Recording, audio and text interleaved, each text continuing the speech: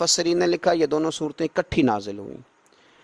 ہر جادو سے، ہر شر سے، ہر چیز سے بچنے کے لیے ان دونوں صورتوں کا ہمیشہ وظیفہ کرنا چاہیے۔ سیدہ عائشہ صدیقہ رضی اللہ تعالیٰ عنہ فرماتی ہیں نبی پاک صلی اللہ علیہ وسلم سورۃ اخلاص، سورہ فلق اور سورہ ناس یہ رات کو پڑھ کے اپنے ہاتھوں پہ پھونک لیتے تھے، اور پھر جہاں جہاں تک دست مبارک پہنچتے تھے وہاں وہاں تک حضور پھیرتے تھے جسم میں۔ حضور کے تو دست مبارک ہر جگہ پہنچتے تھے، لیکن ہمارے لیے بتایا کہ جہاں جہاں پہنچ سکتے ہیں وہاں وہاں حضور پھیرتے تھے۔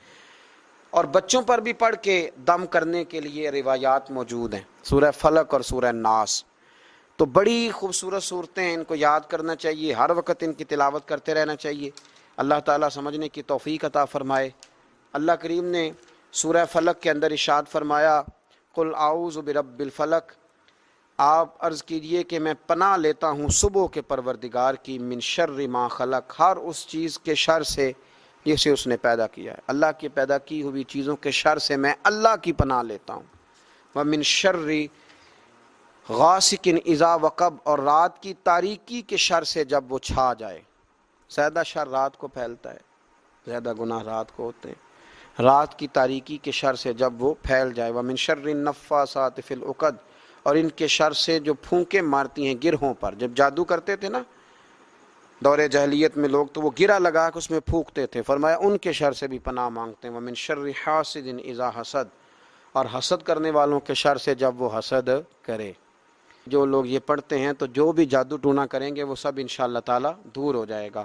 پھر آگے ارشاد فرمایا قل اعوذ برب الناس، اے حبیب عرض کیجئے میں پناہ لیتا ہوں سب انسانوں کے پروردگار کی، مالک الناس، سب انسانوں کے بادشاہ کی، الہ الناس، سب انسانوں کے معبود کی، من شر الوسواس الخناس، بار بار وسوسہ ڈالنے والے، بار بار پسپا ہونے والے کے شر سے، جو بار بار پیچھے پسپا کیا جاتا ہے، شیطان بھگایا جاتا ہے، پھر پسپا ہو کے پھر آتا ہے، پھر حملہ کرتا ہے۔ الذی یوسوس فی صدور الناس، وہ جو وسوسے ڈالتا رہتا ہے لوگوں کے دلوں میں، من الجنۃ والناس، خواہ وہ جنات میں سے ہو یا انسانوں میں سے ہو۔ صدق اللہ العظیم، صدق اللہ العظیم، صدق اللہ العظیم۔ بے شک رب کریم نے جو کہا وہ سچ فرمایا، حق فرمایا۔ بے شک قرآن راہ ہدایت ہے، بے شک قرآن ہی سے قیامت تک ہدایت ملے گی، بے شک قرآن ہی ہدایت کا سرچشمہ ہے، بے شک قرآن ہی کے ذریعے اللہ قوموں کو عروج دے گا، بے شک قرآن کو چھوڑ کر ہی لوگ زوال پذیر ہوں گے، بے شک قرآن ہی قول فیصل ہے، بے شک قرآن ہی سچی کتاب ہے، بے شک قرآن ہی ہدایت کا اصل سرچشمہ ہے۔ اسلام بڑا شائستگی کا، تہذیب کا، معتدل اور خوبصورت دین ہے۔ انسانی زندگی میں کوئی شخص کوئی بھی کام کرتا ہو، لیکن اگر وہ کام بے ترتیب ہو، بے ڈھنگ ہو، غیر منظم ہو، تو اس کام کا سارا حسن ضائع ہو جاتا ہے۔ اسلام یہ چاہتا ہے کہ ہر کام ترتیب سے کیا جائے، مرتب کر کے کیا جائے، منظم انداز سے کیا جائے۔ انسان اپنی زندگی میں عبادت سے لے کر تجارت تک اپنی زندگی کے ہر شعبے میں نظم و ضبط کا مظاہرہ کرے۔ اگر چیزیں نظم و ضبط سے ہٹ جاتی ہیں، قاعدے سے ہٹ جاتی ہیں، تو کوئی بھی کام ہونے کے باوجود بھی لطف نہیں دیتا، فائدہ مند نہیں ہوتا۔ ہم یہ دیکھتے ہیں کہ مسلمانوں نے بہت ساری چیزوں کو بے ترتیب کر لیا ہے۔ ہماری زندگیوں میں ہر چیز ہے، نظم و ضبط نہیں ہے، وقت کی پابندی نہیں ہے، وقت کی قدر نہیں ہے۔ روزمرہ کے معاملات کے اندر ہم اپنے معاملات کو ترتیب سے نہیں چلاتے۔ کبھی کوئی کام کرتے ہیں تو اسے کیے ہی جاتے ہیں، اعتدال سے ہٹ جاتے ہیں، اور پھر اسی کام کو اس طرح چھوڑ دیتے ہیں کہ جیسے کبھی کوئی لینا دینا ہی نہیں تھا۔ اس سے انسان ایک بھرپور زندگی نہیں گزار سکتا، وہ وقتی اور جذباتی فیصلوں کا قائل ہو جاتا ہے۔ اس کی زندگی کے اندر ہر چیز ایک مخصوص وقت کے لیے اور ایک مخصوص ٹائم کے لیے آتی ہے، اور ایک مخصوص ٹائم کے لیے وہ چیز وہاں سے رخصت ہو جاتی ہے۔ اس میں کوئی شک نہیں کہ ہم انسان ہیں، ہمارے اندر کمزوریاں ہیں، باوجود کوشش کے بڑی جگہوں پہ غلطیاں، سستیاں، کمزوریاں رہ جاتی ہیں، لیکن کچھ لوگ اپنے ذہن سے کوئی منصوبہ بندی کرنا ہی نہیں چاہتے. ہو جائے گا، اللہ کرم کرے گا، اللہ بڑا مہربان ہے. بھئی یہ ساری باتیں ٹھیک ہیں، لیکن اسی کریم رب نے کہا ہے صبح اٹھو. اسی کریم رب نے کہا ہے کہ وقت پر نیند پوری کرو. اسی کریم رب نے کہا ہے کہ ان الصلاۃ کانت علی المؤمنین کتابا موقوتا. فرمایا بے شک نماز مسلمانوں پر مقررہ وقت پر فرض ہے. اسے اپنی ترتیب سے وقت کے حساب سے تم نے ادا کرنا ہے. یہ نہیں ہو سکتا کہ تم کہو جی میری آنکھ 9 بجے کھلتی ہے تو میں فجر 9 بجے پڑھوں گا، اس کا ٹائم 6 بجے ہے تو تمہیں 6 بجے ہی فجر پڑھنی پڑے گی. اپنے مقررہ وقت پر چیزیں جب تک نہیں رہیں گی تب تک رضا الہی کا حصول بھی ممکن نہیں ہوتا. ہم چونکہ غیر منظم زندگی گزارتے ہیں، بے ترتیب زندگی گزارتے ہیں، تو اس لیے بہت سارے کام جو کرنے کی ہم پوزیشن میں بھی ہوتے ہیں وہ کام بھی ہم سے ہو نہیں پاتے. ایک تو بہت سارا مسئلہ لوگوں کا یہ ہے کہ کل کر لیں گے، انشاءاللہ ہو جائے گا. آپ دعا کریں ہو جائے گا، آپ فکر نہ کریں ہو جائے گا. اس کا معنی کوئی نہیں نا، اس کا مطلب کوئی نہیں. آپ کیا کہہ رہے ہیں؟ آپ کہیں میں نے شروع کر دیا ہے اب دعا کریں. آپ یہ کہیں کہ میں نے پوری کوششیں لگا دی ہیں، آپ اچھی امید رکھیں اللہ سے، لیکن آپ سٹارٹ ہی نہیں کر رہے اور آپ کہہ رہے ہیں دعا کریں. یہ کیسے ہوگا؟ جب تک نظم و ضبط کا، آداب کا، حدود کا، قاعدے قانون کا پورا خیال ہی نہ رکھا جائے. حضرت سید فیض الحسن شاہ صاحب رحمۃ اللہ تعالیٰ علیہ فرماتے ہیں کہ ایک خاتون بڑی عجلت پسند تھی، جلد باز تھی، تو اس کا شوہر اس کی ان چیزوں سے بڑا پریشان تھا. جلدی میں آدھا کام کرتی تھی، آدھا کام خراب کر دیتی تھی. تو اکثر آ کے کہتی تھی دعا کریں بڑا مارتا ہے. اگرچہ اس کا مارنا پھر بھی درست نہیں تھا، لیکن وہ دیہاتوں میں آپ کو پتہ ہے نا بعض لوگ بڑی جہالت کا مظاہرہ کرتے ہیں، اس قدر زیادہ شدت کے ساتھ تکلیف دیتے ہیں کہ جو بالکل نازیبا ہو جاتی ہے. ایک دن اس نے آ کے کہا کہ پیر صاحب کوئی سمجھاؤ بڑا ماردہ ہے. تو آپ نے فرمایا تو سنا ہے بڑی جلد باز ہے، کام نظم و ضبط سے نہیں کرتی. کہنے لگی جی دیکھیں جی کیا نظم و ضبط اور کیا معاملہ. کل اس نے مجھے کہا دال پکا دو تو میں نے اس میں گھی بھی ڈالا ہے، مرچیں بھی ڈالی ہیں، پیاز بھی ڈالا ہے، لہسن بھی ڈالا ہے، ہلدی بھی ڈالی ہے، بس ذرا جلدی میں نے دال ہی تو نہیں ڈالی. تو یہ کوئی مارنے والی بات ہے؟ ہر شے ہے، ایک شے ہی نہیں. ہمارے ہاں بہت سارے لوگ ایسے ہیں جو جلدی میں اصل کو ہی بھول جاتے ہیں. وہ کہتے ہیں باقی میں نے سارے کیے، کوئی رہ تو نہیں نہ گیا، سارے کیے ایک ہی نہیں نہ کیا. او بھائی جو اصل تھا وہ تو رہ گیا. نظم و ضبط، قاعدہ قانون جب تک ہمارے اپنے اندر، میں دوستوں سے کہہ رہا تھا پھر کہتا ہوں، میرے اسلاف فرمایا کرتے تھے جو والد تہجد نہ پڑھے اس کے بچے فجر نہیں پڑھتے. والد کو جب تک وہ سحری میں سجدہ ریز نہیں دیکھیں گے اتنی دیر تک آپ ان سے 1.5-2 گھنٹے پہلے اٹھیں گے تو پھر وہ اٹھیں گے. لیکن اگر کہا جائے کہ پتر میں تھکیاں تو تم مسیتے جا، تو یہ ہو سکتا نہیں کہ وہ جائے. کیونکہ ہماری زندگی سے نظم و ضبط بچے سیکھیں گے، ہمارے ماحول سے وہ محنت کو، مشقت کو، کوشش کو وہ سیکھیں گے. اگر ہم اپنے ماحول میں نظم و ضبط نہیں لائیں گے تو آنے والی نسل کے اندر نظم و ضبط منتقل ہو سکتا. تو اس کے منتقل کرنے کے لیے ضروری ہے کہ پہلے ہماری زندگی کے اندر نظم و ضبط. آپ دیکھیں شریعت اسلامیہ نے ہر کام کا نظم و ضبط بنایا ہے. نماز اللہ کی عبادت ہے نا، بستر سے اٹھ کر سیدھا مسجد میں آ کے جہاں آپ کا جی چاہے نماز پڑھنے کی اجازت نہیں ہے. آپ اٹھیں، آپ کا لباس پاک ہونا چاہیے، آپ نے وضو کیا ہوا ہو، آپ کو سمت قبلہ کا پتہ ہو، آپ کا منہ کعبہ شریف کی طرف ہو، جس جگہ آپ نے نماز پڑھنی ہے وہ جگہ پاک ہو، آپ کا لباس پاک ہو، وقت کا تعین ہو، نماز کے آداب آپ کو آتے ہوں، آپ بیت اللہ شریف کی طرف رخ کریں گے، کانوں تک ہاتھ اٹھائیں گے، آپ ان ہاتھوں کو منظم طریقے سے باندھیں گے، وقت پر رکوع کریں گے، رکوع میں کمر سیدھی ہونی چاہیے. آپ رکوع سے اٹھیں گے تو ایسے نہیں کہ کوئی بات نہیں اللہ قبول کر لے گا، جب تک آپ کی کمر پوری ٹھیک نہیں ہوتی رکوع سے اٹھتے وقت آپ کی نماز مکمل نہیں ہوتی. آپ سجدے میں جائیں گے تو پیشانی جمنی چاہیے، ناک جمنی چاہیے، آپ کے پاؤں کی انگلیاں زمین پر لگنی چاہیے. آپ جب تک پوری ترتیب سے نماز نہیں پڑھتے، رب کی عبادت ہے نا، کریم بھی بڑا ہے نا، مہربان بھی بڑا ہے نا، غفور بھی بڑا ہے، لیکن اگر مرتب طریقے سے نہ پڑھو تو وہ تو نماز قبول نہیں کرتا. نبی پاک صلی اللہ تعالی علیہ وسلم کے سامنے آ کے ایک شخص نے نماز پڑھی، عبادت کی ہے، آیا ہے، جھکا ہے، لیکن عبادت بھی بے ترتیبی نہیں، بے ڈھنگی نہیں، غیر مرتب نہیں، غیر منظم نہیں. ایسے نہیں کہ جیسے مرضی کر لی. اس نے آ کے نماز پڑھی تو حضور نے اس کو دیکھا اور نبی پاک علیہ السلام نے فرمایا تیری نماز نہیں ہوئی، دوبارہ پڑھ. اس نے دوبارہ پڑھی. یہاں تو لوگ ناراض ہو جاتے ہیں.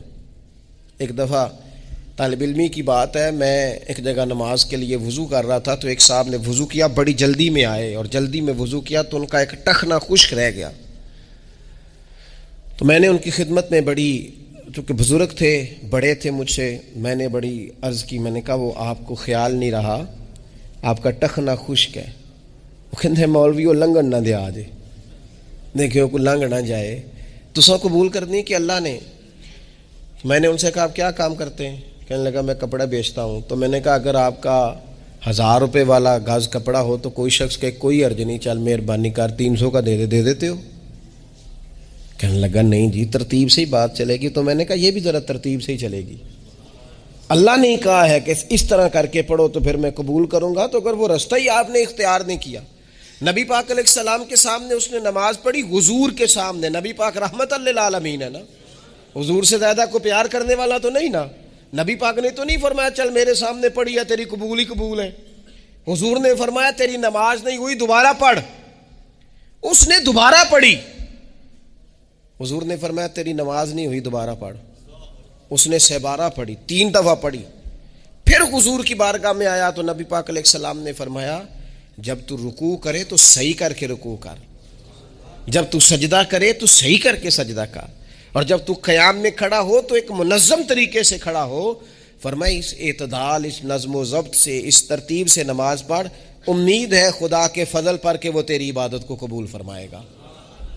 نظم و ضبط ہی نہیں ہے. رمضان شریف کا روزہ بڑا مہربان ہے نا اللہ، اپنے بندوں کو کسی قسم کی کسی مشقت میں مالک ڈالتا نہیں. لا یکلف اللہ نفسا الا وسعها. لیکن آپ یہ نہیں کہہ سکتے کہ میری آنکھ چونکہ صبح 9 بجے کھلی ہے تو مجھے تھوڑی شریعت گنجائش دے دے کہ میں تھوڑی سی روٹی کھا لوں پھر نہیں کھاؤں گا مغرب تک. یہ گنجائش نہیں ملے گی. نظم و ضبط ہے، ترتیب ہے، اس کا قاعدہ ہے، اس کے اصول ہے، اس کا ضابطہ ہے.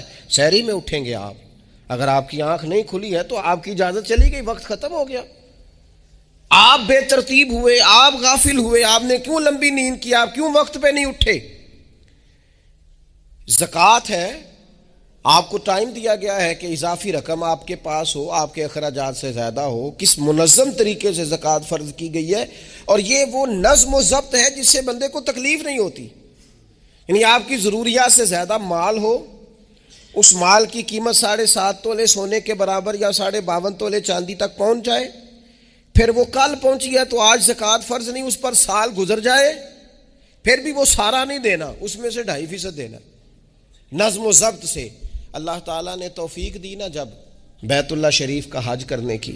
تو میں واپس آیا تو مجھے ایک طالب علم نے پوچھا، اس نے کہا کہ اس کا خیال تھا چونکہ اللہ کے فضل سے ہم خانقاہی لوگ ہیں تو بعض لوگوں کا خیال ہوتا ہے کہ شاید کوئی بہت انوکھی بات اور انفرادی بات ملے گی. تو خانقاہ شریف میں یا طریقت میں یا اہل تصوف میں باتیں انوکھی نہیں ہیں، باتیں روٹین کی ہیں. بس وہ یہ کہتے ہیں کہ ذرا ان کو درد سے ان پر عمل کرو، اپنے دل میں اس کا نفاذ کرو، روح میں اتارو. تو مجھے کہنے لگے آپ نے الحمدللہ حج کر لیا. تو میں نے کہا میں نے حج کیا ہے تو میں نے یہ رزلٹ نکالا ہے کہ حج بندے کو نظم و ضبط سکھاتا ہے، مرتب کرتا ہے انسان کی زندگی کو. آپ کو 8 ذی الحج کی زور پڑنی ہے، آپ کو ہر صورت میں مینا میں، آپ کو 9 کو ہر صورت زوال سے قبل عرفات میں آپ کو زوال کا وقت میں وہاں پہنچنا چاہیے. آپ کو کچھ نہ کچھ ٹائم وہاں گزارنا ہے.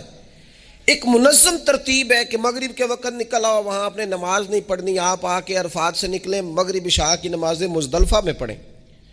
آپ کو 10 کی صبح کو جا کے کنکر مارنے ہیں. آپ یہ نہیں کہہ سکتے کہ میں جناب 2 دن پہلے یہ کام ختم کر لوں. مقررہ ٹائم پہ جو 9 ذی الحج کو میدان عرفات میں نہیں جائے گا اس کا حج ہو سکتا، کیونکہ یہ ایک نظم و ضبط ہے، دین نے قاعدہ بنایا ہے. قاعدے کے بغیر آپ یہ کام کر سکتے؟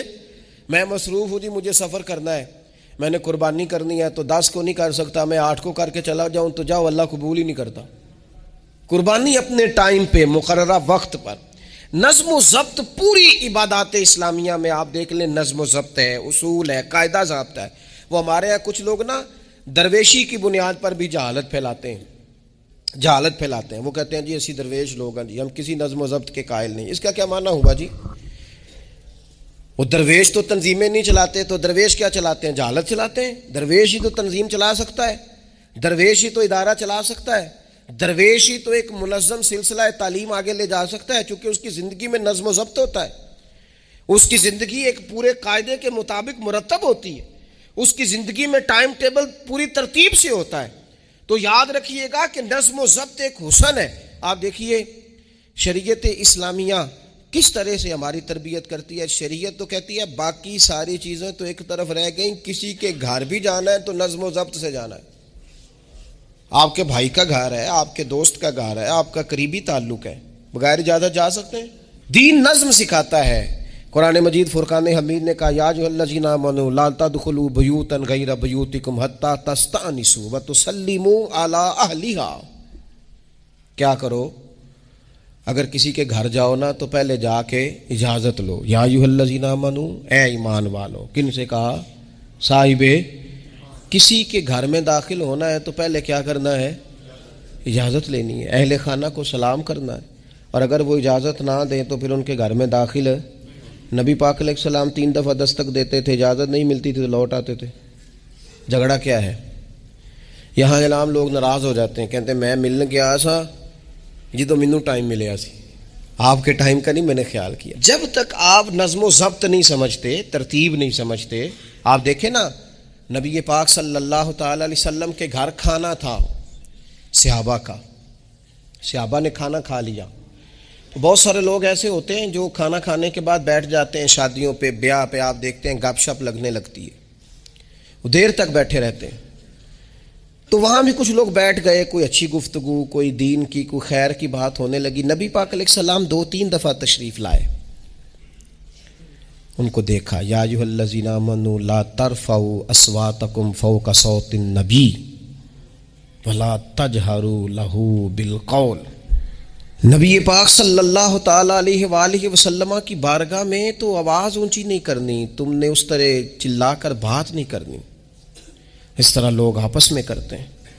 دھیما لب و لہجہ. یا ایھا الذین آمنوا لا تقولوا راعینا وقولوا انظرنا. لفظوں کے چناؤ میں احتیاط کرنی.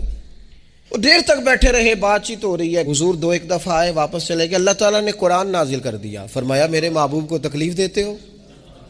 جب کھانا کھا چکو تو اٹھو، اب جاؤ، ختم ہو گئی دعوت، ٹائم مکمل ہوا، آپ کوئی کام کرنے دو. میرے عزیز اپنی زندگی میں یہ ماحول بنائیں، ان چیزوں کو لے کر کے آئیں جو چیزیں ہمارے لیے ضروری ہیں. اگر ہم یہ کام نہیں کریں گے تو پھر زندگی میں یا تو ہمارا وجود کسی کے لیے اذیت کا باعث بنے گا، تکلیف کا باعث بنے گا، یا ہمارا لب و لہجہ اس طرح کا ہو جائے گا کہ ہم باوجود محنت کے اس کا کوئی نتیجہ نکال سکیں گے. محنت ہو رہی ہے لیکن نظم و ضبط سے نہیں ہو رہی، بے ترتیب ہو رہی ہے، بے تکی ہو رہی ہے، تو بجائے زیادہ مشقت کے نتیجہ تھوڑا آئے گا. اس لیے نظم و ضبط اپنی زندگی میں، قاعدہ قانون. میرے رسول پاک علیہ الصلاۃ والسلام نہ لوگوں کو قانون توڑنے سے منع کرتے.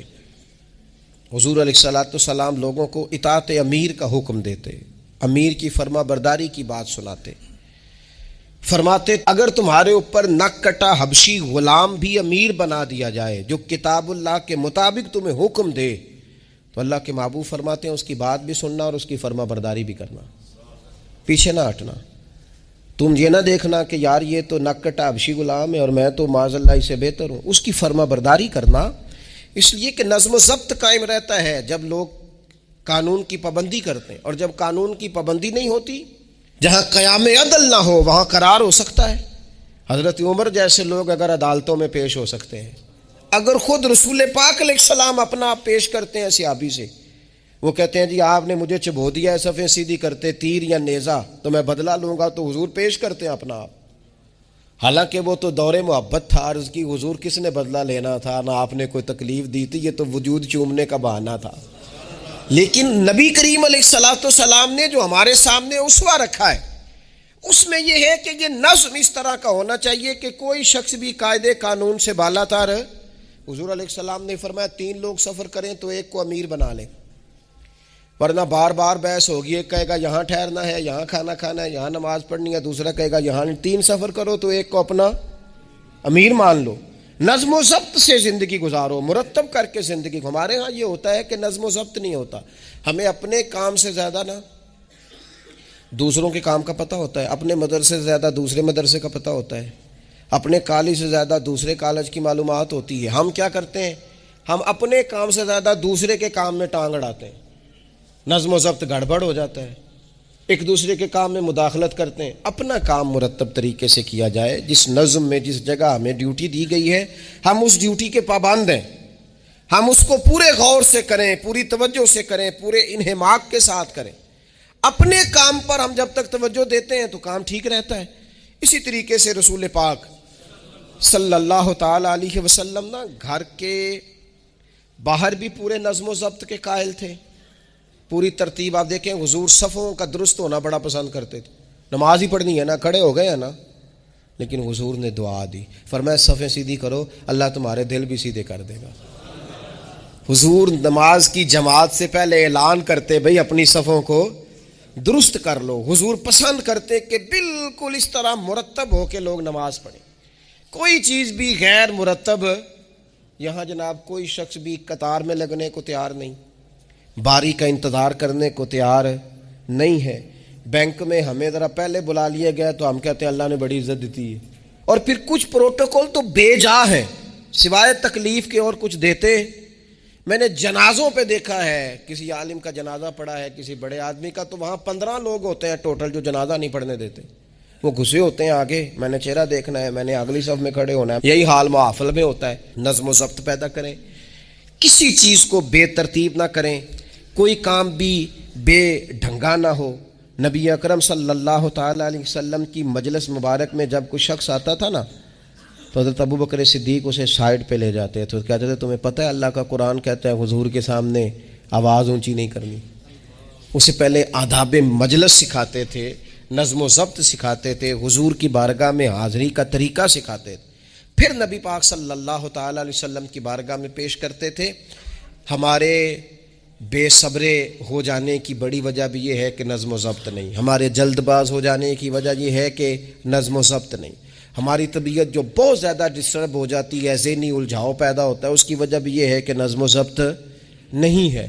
ہم بعض چیزوں میں اتنے زیادہ تلخ ہو جاتے ہیں، اور تلخی کی وجہ سے یہ بنتی ہے کہ مزاج میں کوئی نظم و ضبط، کسی باری کا انتظار نہیں، کوئی ٹھہراؤ نہیں، کوئی گنجائش نہیں۔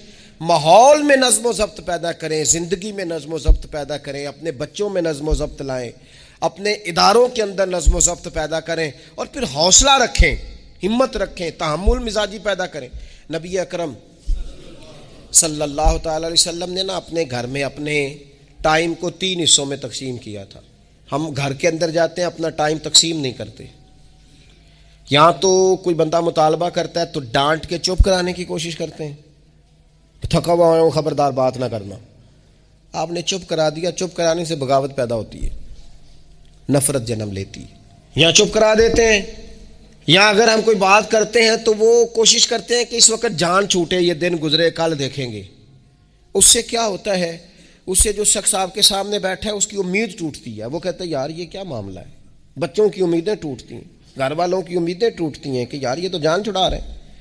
نبی اکرم صلی اللہ تعالی علیہ وسلم جب گھر تشریف لے جاتے تھے تو حضور اپنے وقت کو 3 حصوں میں تقسیم کرتے، ایک حصہ پورا ٹائم رسول پاک گھر والوں کو دیتے، ان کی بات سنتے، بلکہ حضرت عائشہ صدیقہ فرماتی ہیں جب تک گھر میں رہتے کوئی نہ کوئی گھر کا کام ہی کرتے رہتے، حضور ٹائم دیتے۔ ایک حصہ یہ، دوسرا حصہ ٹائم کا نبی پاک صلی اللہ تعالی علیہ وسلم نے آرام کے لیے رکھا ہوا تھا۔ حضور آرام کرتے، لیٹتے، باقاعدہ حضور علیہ الصلوۃ والسلام اپنے وجود اطہر کو بستر کے اوپر رکھتے، آرام فرما ہوتے، صحیح معنوں میں آرام کرتے۔ اور تیسرا حصہ نبی پاک علیہ السلام نے عبادت کے لیے رکھا ہوا، گھر والوں کا کام کاج کیا، عشاء ہوئی آرام کیا، پھر تہجد کا ٹائم ہوا تو حضور عبادت کے لیے اٹھ کے کھڑے ہو گئے۔ یہ گھر کے اندر، مسجد میں نہیں، مسجد کا تو جو عبادت کا ماحول ہے نماز کا وہ الگ ہے، گھر کے اندر اس بات کو اچھی طرح سمجھ لیں کہ گھر کے اندر جب آپ جائیں، اب تو بڑوں کی شکایتیں آنے لگی ہیں، پہلے بچوں کی آتی تھیں اب تو 50 سال کے آدمی کی شکایت آتی ہے کہ گھر آتے ہی موبائل کھول لیتا ہے، ادھر ادھر دیکھتا ہی نہیں، کوئی سنتا ہی نہیں. اس طرح تو ہمارے اپنے ہم سے ٹوٹ جائیں گے، بکھر جائیں گے. ہمارے بچے خدا جانے کیا سوچنے لگیں گے، کسی اور سمت نکل جائیں گے. وہ جن کو ہماری باتوں کی، ہماری شفقتوں کی، ہمارے پیار کی، وہ جس پوتے کو، جس چھوٹے بیٹے کو دادا کے والد کے کندھوں پر کھیلنے کی چاہت ہے، وہ تو اس سے محروم رہ جائے گا. ہمیں وقت دینا ہے، ان کو ٹائم دینا ہے، اس ٹائم کو مرتب کرنا ہے. نبی اکرم سید عالم صلی اللہ تعالی علیہ وآلہ وسلم حتیٰ کہ میدان جنگ میں بھی حضور چیزوں کو مرتب کرتے. عرب کے لوگ جب جنگ کرتے تھے نا تو وہ سمجھتے تھے اسلحہ بڑا ہے، طاقت بڑی ہے، ہم نے کر لینا جو ہمارے جی میں آنا ہے. حضور کا طریقہ مبارکہ یہ تھا کہ جنگ میں بھی نظم و ضبط. حضور فرماتے قریب دشمن آ جائے تو طاق پہ بلا وجہ تیر نہ چلانا، وہ بالکل سامنے جب تمہیں نظر آ جائے، تمہیں نشانہ سمجھ میں آئے تب تیر چلانا. کئی دفعہ فرمایا صرف پتھر کا استعمال کرنا. حضور علیہ الصلوۃ والسلام لوگوں کو کہتے کہ تم نے یہاں پہاڑ کے چوٹی پہ کھڑے رہنا ہے، تم نے جنگ ہی نہیں لڑنی. تم یہاں ہراول دستے کے طور پر پشت پہ کھڑے رہو، جب تک میں تمہیں حکم نہ دوں تم نے یہاں سے ہٹنا نہیں. این جنگ کے موقع پر بھی رسول پاک صلی اللہ علیہ وسلم نظم و ضبط کا مظاہرہ کرتے، ترتیب مقرر کرتے. آپ یقین کریں جن اداروں کے اندر نظم و ضبط ہے، جن کے اندر اصول ہے، جن کے اندر قاعدے ہیں، وہ اپنی پیشہ وارانہ کام سے کبھی بھی پیچھے نہیں ہٹتے. اور جہاں یہ کام نہیں ہوتا وہاں بڑی ساری چیزیں نقصان کا شکار ہوتی. این حالت جنگ میں بھی نبی اکرم نور مجسم صلی اللہ تعالی علیہ وسلم نظم و ضبط کا خیال کرتے. یہ جنگ احد میں نقصان ہوا تھا نا وقتی طور پر، اس کی وجہ بھی یہ بنی تھی کہ حضور نے جن صحابہ سے کہا ہٹنا نہ، ان سے اجتہادی خطا ہو گئی. انہوں نے سمجھ لیا کہ جنگ تو ختم ہو گئی ہے، وہ ہٹ گئے. ان کے ہٹنے سے نقصان ہوا، 70 لوگ شہید ہو گئے. اگر وہ نظم قائم رہتا جہاں حضور نے کھڑا کیا تھا تو کبھی یہ کام نبی پاک صلی اللہ تعالی علیہ وآلہ وسلم نا اجتماعیت کی بات کرتے تھے، مل کے رہنے. اختلاف رائے ہو جاتا ہے لیکن ہمارے ہاں لوگ پتہ کیا کرتے ہیں، اندر رہ کے اختلاف نہیں کرتے، چھوڑ کے جا کے اختلاف کرتے ہیں.